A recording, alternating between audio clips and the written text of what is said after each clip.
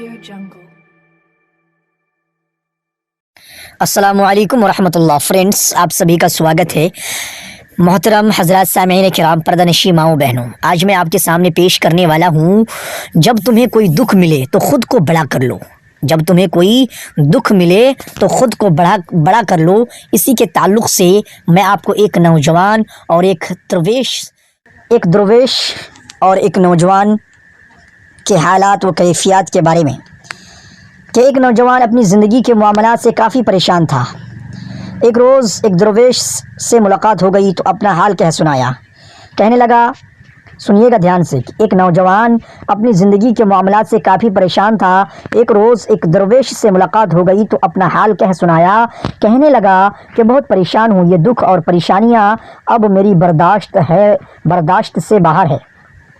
लगता है शायद मेरी मौत ही मुझे इन गमों से नजात दिला सकती है। दरवेश ने उसकी बात सुनी और कहा, जाओ और नमक लेकर आओ। नौजवान हैरान तो हुआ कि मेरी बात का नमक से क्या ताल्लुक़, पर फिर भी ले आया। दरवेश ने कहा, पानी के गिलास में एक मुट्ठी नमक डालो और इसे पी लो। नौजवान ने ऐसा ही किया तो दरवेश ने पूछा, इसका जायका कैसा लगा? नौजवान थूकते हुए बोला, बहुत ही ख़राब, एकदम खारा।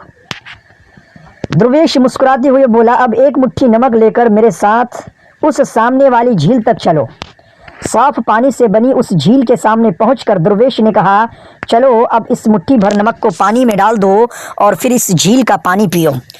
नौजवान पानी पीने लगा तो दरवेश ने पूछा, बताओ इसका जायका कैसा है?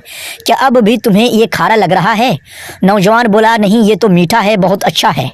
दरवेश नौजवान के पास बैठ गया और उसका हाथ थामते हुए बोला, हमारे दुख बिल्कुल इसी नमक की तरह हैं।